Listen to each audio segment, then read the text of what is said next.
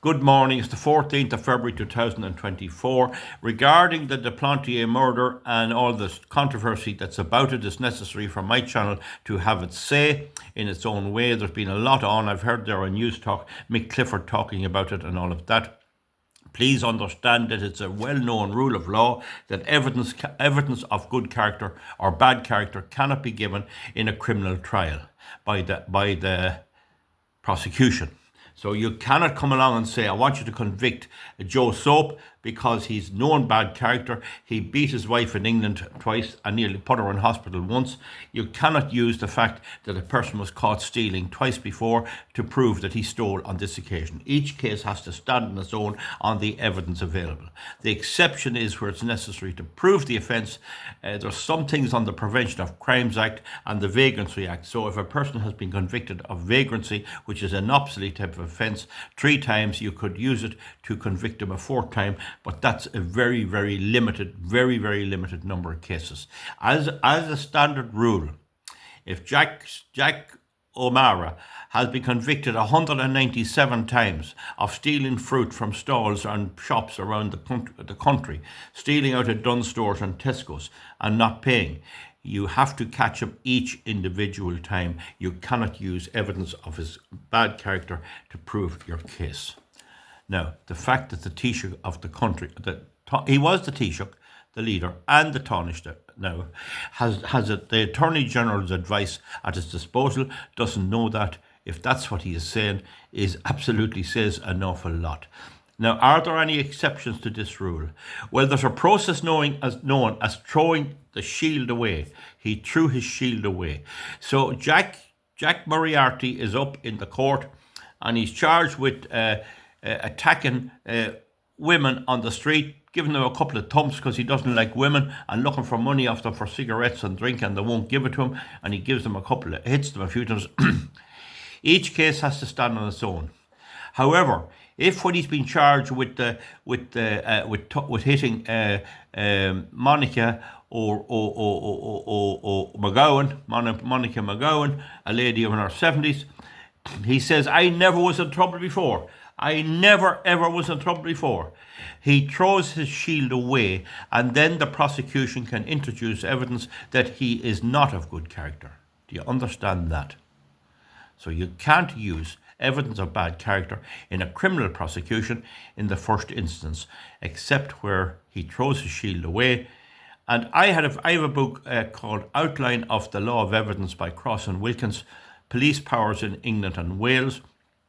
And like everything else, all my good books are borrowed, and I don't ever seem to get them back. So whoever has them, will you give me them back, please? Because I'd love to have it here now as a reference. But of course, people, can I have that for a read? Anyway, that's the thing. So that's the story about the DePlantier murder. I never said whether he's guilty or not. Ian Bailey, some say that somebody else did it. I'm keeping out of that. What I'm saying is that the Fianna Fáil party and the Fine Gael party failed to provide an adequate pathology service. They had one of the most distinguished pathologists in the world, Dr. John Harbison, and they treated him like a delivery boy at Tesco's. They treated him like a delivery boy at Tesco's or a newspaper roundsman. If he was in his bed at 65 years of age and he was still pathologist at that stage, he was expected to get up when he got the call and travel to all of the wild places of Ireland on a snowy night. There was no provision to help him at all, and they refused to give him an assistant, and so that he couldn't ring his assistant if he was having a night out on the town or a party in and ask would they cover for him just for the initial scene of the crime. Then of course he'd arrived down. Had he had that assistant, the assistant would have headed off to Cork that night, carried out the necessary preliminaries and established the time of death, and then Dr. John would arrive down at 10 in the morning and have a bit of a breakfast, and he would then get underway to do the autopsy in a professional manner.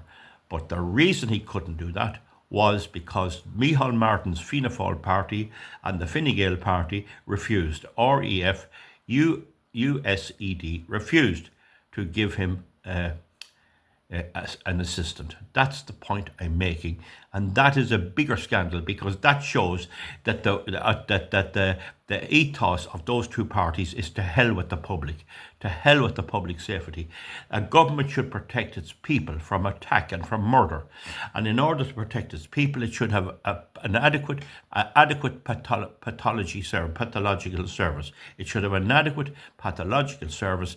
And in a country of Ireland's population, that involves one senior pathologist and one trainee coming on to do the basics.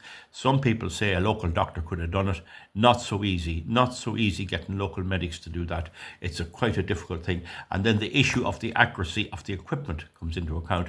So for example, if a thermometer is used, that thermometer itself must be preserved and kept and tested.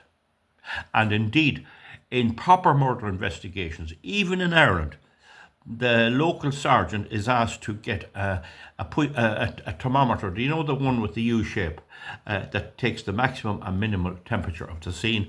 And there should have been that thermometer should have been placed at the scene with the guard protecting the scene, and a 2-hourly or 3-hourly measure of the temperature of the ambient position there should have been recorded, so that when the time of death was being established from temperature, that the ambient temperature was also recorded.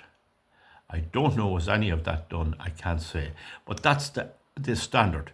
And that was what was being done in Ireland until Larry Wren, as I understand it, disbanded the murder squad more or less and left nobody to properly investigate crimes. And sure, with the local super, there was 160 of them. The local superintendent might serve his whole service and never come across a murder. He was a tail-light policeman and bumming around playing golf and all of this, and cutting the overtime of his people and all of that. Some of them were all right, some of them weren't. And so he couldn't expect each superintendent to be professional at that. They just didn't have what it took. There definitely was a need for a guiding hand at the top. I think that may be there now. So I think I've covered everything there in that. Keeping this gate, this famous gate, what are we going to do with it? There'll be no prosecution, and there never will. What are you going to do with it? Will anyone watching me, criticising me, keep the gate and mind it?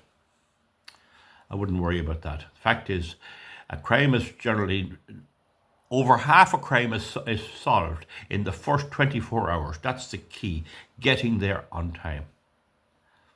And that didn't happen in this case because of Micheál Martin's failure. That's it. It attracted a good bit of traction. It did. So remember, I'm getting it very hard to upload videos, so comment underneath and keep it on the points I'm making. The rest of it, who was this and who was good or anything else, is different. There was an extradition proceedings. Remember, in France, you're guilty till you're proved innocent. In Ireland, you're innocent till you're proved guilty. And the Irish courts have to be sure that there is a reasonably strong case and that the person will get a fair trial. They can't be extradited on financial matters, revenue, that's tax, religion or military. They can't be extradited on that. And really the French were bluffing. They couldn't present anything different than the Irish courts did. They couldn't establish a cause of death. The only way the French could help now is to offer Ireland about €1 million a year to keep a proper pathologist service. But as I understand it, they now have closed the door after the horse is gone. There was good investigation of murders in Ireland during the Troubles and everything. There had to be. They were able to convict the people for Robert Nairek, that soldier in the north that never was found in the Republic. There was a good service. But the government got involved, and the Commissioner Larry Wren felt that they were out of control and he couldn't control them, and they were drinking too much and all of this, and he more or less disbanded them. Something different is in there now, I don't know. Does that explain it to you folks? Comment underneath. We'll see you back. Good luck.